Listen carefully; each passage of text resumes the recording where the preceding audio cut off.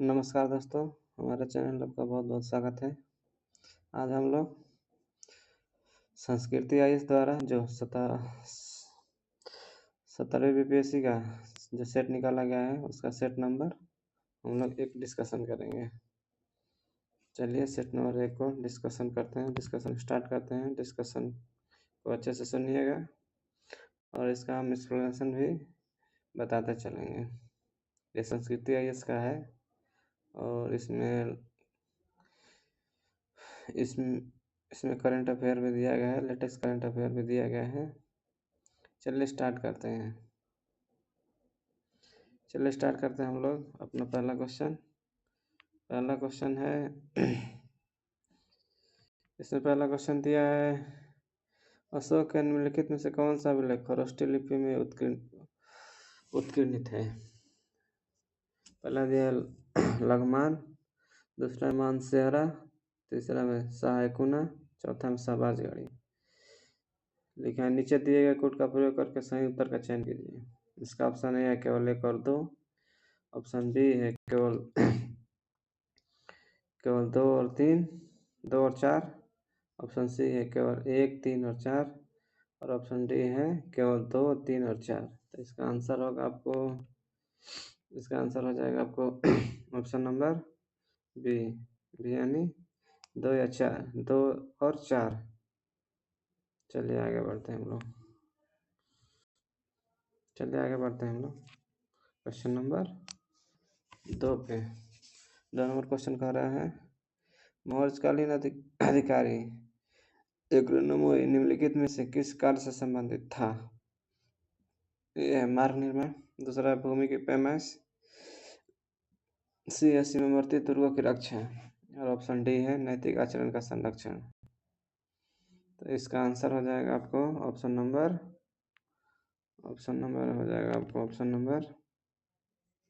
ए, मार्ग निर्माण से संबंधित है।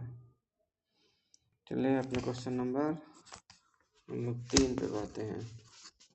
3 नंबर क्वेश्चन बोल रहा है, निम्नलिखित में से किस शासक ने एलोरा के कैलाश मंदिर का निर्माण कराया था?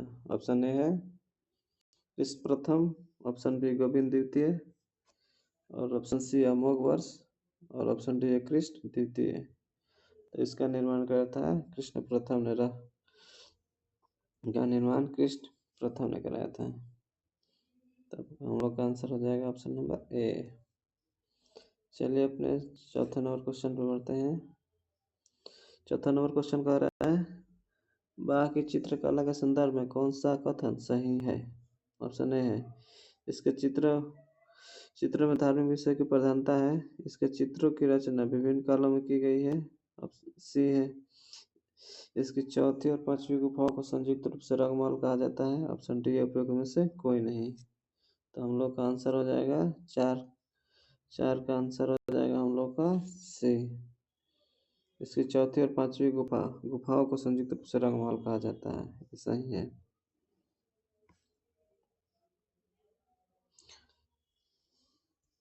चलिए क्वेश्चन नंबर हम लोग 5 पे बढ़ते हैं। बौद्ध धर्म के हीनयान संप्रदाय के संबंध में निम्नलिखित में से कौन सा ऐसे सही है? पहला है देव पूजा है, ईश्वर का अस्तित्व स्वीकार किया। 2 है गुणों के स्थानांतरण का भाव। 3 अर्हत पद को प्राप्त करना आदर्श। नीचे दिए कोड का प्रयोग करके सही उत्तर का चयन कीजिए। तो ऑप्शन ए है केवल 1 और 2, ऑप्शन बी है केवल 2 और 3 और सी है केवल 3, ऑप्शन डी है 1, 2 और 3। तो इसका आंसर हो जाएगा केवल 3 यानी ऑप्शन नंबर सी। चलिए अपने क्वेश्चन नंबर 6 पे चलते हैं। 6 नंबर क्वेश्चन क्या कह रहा है देखते हैं।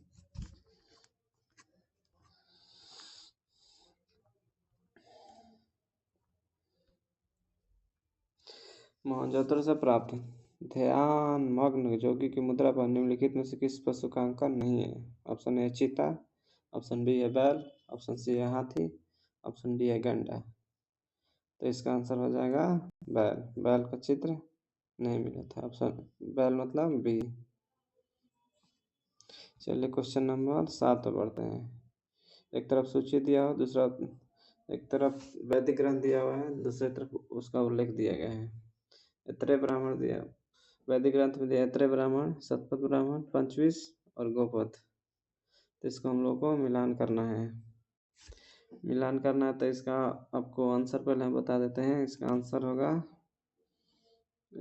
होगा आपको बी।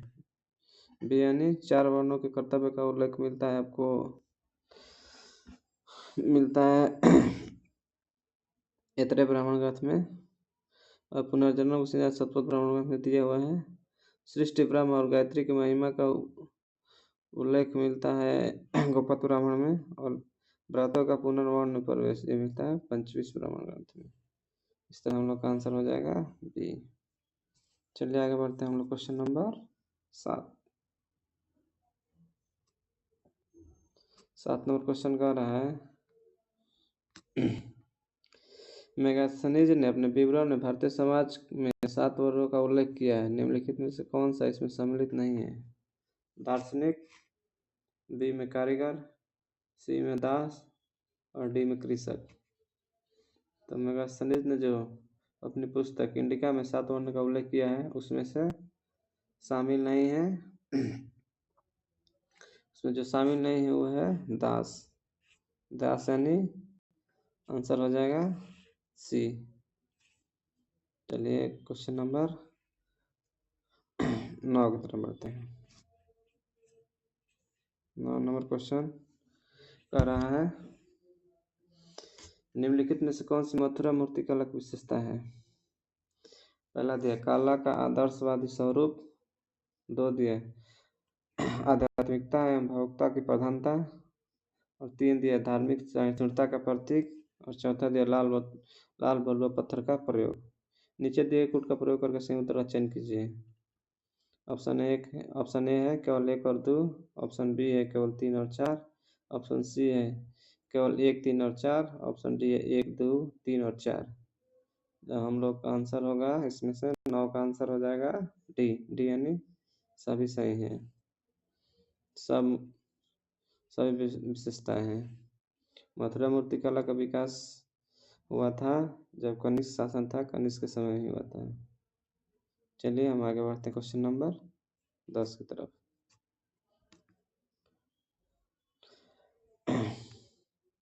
हड़प्पा कालीन स्थल लोथल निम्नलिखित में से किस नदी के तट पर अवस्थित है? जो हड़प्पा कालीन स्थल लोथल है ये गुजरात राज्य में स्थित है, और लोथल जो है भगवा नदी के किनारे स्थित है। इस तरह से हम लोग का आंसर हो जाएगा ऑप्शन नंबर सी। जो मोहनजोदड़ो था सिंधु नदी किनारे था, और हड़प्पा रावी नदी किनारे था। जो सुत्का गंडोर था वो दास नदी किनारे था। ऑप्शन डी में दिया है दास नदी, ये सुत्का गंडोर था। चलिए अपने क्वेश्चन नंबर हम लोग 10 की तरफ बढ़ते हैं। 11 नंबर क्वेश्चन की तरफ बढ़ते हैं। सॉरी, हम लोग का 11 नंबर क्वेश्चन है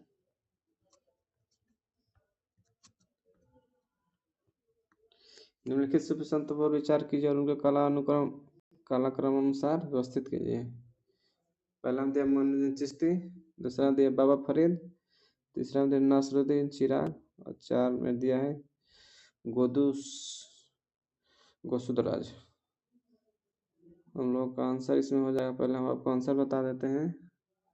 इसका आंसर हो जाएगा ऑप्शन नंबर ए। ए यानी 1, 2 और 3, 4। 1, 2, 3, 4 इसमें चलिए हम आगे बढ़ते हैं क्वेश्चन नंबर 12 पर। निम्नलिखित में से कौन सा किताब उल खराज के लेखक थे? निम्नलिखित में से कौन किताब उल खराज के लेखक हैं? ऑप्शन है निजाम उल मुल्क तुसी, जियाउद्दीन बर्नी, अबू याकूत, मिनहाज उस सिराज। इसका आंसर हो जाएगा आपको अबू याकूत यानी ऑप्शन नंबर सी। चलिए आगे बढ़ते हैं क्वेश्चन नंबर 13 पे। मुद्रा प्रणाली के विशेषताओं पर विचार कीजिए। पहला है शुद्ध और सिक्कों का प्रचलन आरंभ, 2 है सिक्कों पर टकसाल का नाम लिखने की परंपरा। सिक्कों पर खलीफा का नाम का अंकन। उपयुक्त विशेषताएं किसके शासनकाल को संदर्भित करती है? ए है बलबन, बी है इल्तुतमिश, सी है कुतुबुद्दीन ऐबक और डी है अलाउद्दीन खिलजी। तो इसमें हम लोग का आंसर हो जाएगा इल्तुतमिश। इल्तुतमिश ने ही पहली बार शुद्ध अरबी सिक्के जारी किया था और पहली बार टकसाल का नाम लिखवाना भी स्टार्ट किया था इल्तुतमिश ने ही। और सिक्कों पर खलीफा का नाम का अंकन भी पहली बार इल्तुतमिश ने ही कराया था। चलिए क्वेश्चन नंबर हम लोग बढ़ते हैं 14 की तरफ। निम्नलिखित में से किसके द्वारा रजमनामा शीर्षक से महाभारत का फारसी में अनुवाद किया गया था? ऑप्शन ए है अब्दुल हमीद लाहौरी, अब्दुल रहीम खाने खाना, ऑप्शन सी है Abdul Qadir Badauni, option number D है फैजी। तो इसका आंसर हो जाएगा फैजी। फैजी ने ही रजमनामा शीर्षक से महाभारत का फारसी में अनुवाद किया था। इस तरह से हम लोग का आंसर हो जाएगा ऑप्शन नंबर डी फैजी। चलिए क्वेश्चन नंबर 15 की तरफ बढ़ते हैं हम लोग। निम्नलिखित में कौन सा विजयनगर कालीन प्रशासनिक इकाइयों का सही अनुक्रम है? ऑप्शन ए मंडलम, नाडु, स्थल और ग्राम, ऑप्शन बी है मंडलम, नाडु, ग्राम और स्थल, ऑप्शन सी है स्थल, मंडलम, नाडु और ग्राम, ऑप्शन डी है स्थल, मंडलम, ग्राम और नाडु। हम लोग का आंसर इसमें हो जाएगा ऑप्शन नंबर ए। पहले मंडलम, मंडल को नाडु में, नाडु को स्थल में, स्थल को ग्राम में विभाजित किया गया था। चलिए ठीक है, हम लोग बढ़ते हैं क्वेश्चन नंबर 16। ऑप्शन नंबर 16 की तरफ बढ़ते हैं हम लोग। 16 की ओर बढ़ते हैं हम लोग। 16 क्या कह रहा है? सल्तनत काल में नियमित रूप से प्रयुक्त किए जाने वाले पद हनवली, मालिकी तथा सफी निम्नलिखित में से किसे संदर्भित करता है? ऑप्शन ए सुल्तान की सेवा में समर्पित दास, समकालीन कानून, सिंचाई में प्रयोग किए जाने वाले यंत्र, इस्लामिक कर प्रणाली। इसमें से आंसर हो जाएगा हम लोग का समकालीन कानून। समकालीन कानून यानी ऑप्शन नंबर बी। सल्तनत काल में नियमित रूप से प्रयुक्त करने वाले पद जो हनवली, मलिक और सफी था वो समकालीन उस समय का कानून था। ठीक है, चलिए हम लोग आगे बढ़ते हैं क्वेश्चन नंबर 17 की तरफ। जहांगीर ने निम्नलिखित में से किस चित्रकार को नादिर उल असर की उपाधि प्रदान की थी? Option A Mansur, option B Bishan Das, option C है अब्दुल हसन, ऑप्शन डी है फारूक बेग। तो जहांगीर ने नादिर उल असर की उपाधि दिया था अब्दुल मंसूर को। Option number A. ठीक है, क्वेश्चन नंबर हम लोग बढ़ते हैं 18 की तरफ। धमेक स्तूप के संदर्भ में निम्नलिखित पर विचार कीजिए। पहला है इसे गुप्त शासकों द्वारा निर्मित कराया गया था। दूसरा है यह एक ऊंचे चबूतरे पर पत्थर से निर्मित है। 3 कह रहा है इसके अलंकरण में ज्यामितीय आकृति एवं पुष्प चित्रों का प्रयोग किया गया है। उपयुक्त कथनों में से कौन सा ऐसे सही है? ऑप्शन ए है केवल 1 और 3, ऑप्शन बी है केवल 2, ऑप्शन सी है केवल 3, ऑप्शन डी है 1, 2 और 3। इस तरह हम लोग का आंसर हो जाएगा option number A. Option number A. चलिए हम लोग क्वेश्चन नंबर 19 की तरफ बढ़ते हैं। 19 नंबर क्वेश्चन क्या कह रहा है? अशोककालीन स्तंभों के संदर्भ में निम्नलिखित कथनों से कौन सा सही है? पहला है एकाश पत्थर से निर्मित, आधार चौकी पर स्थापित, स्तंभों के शीर्ष और पशु की आकृति, आधार से शीर्ष तक एक समान आकार। तो नीचे दिए कूट का प्रयोग करके सही उत्तर का चयन कीजिए। ऑप्शन ए है केवल 1 और 3, ऑप्शन बी है केवल 2 और 4, सी है केवल 1, 2 और 3 और डी है केवल 1, 3 और 4। इस तरह से हम लोग का आंसर हो जाएगा केवल 1 और 3। 1 और 3 यानी एकाश पत्थर से निर्मित और स्तंभ के सिर पर पशु की आकृति।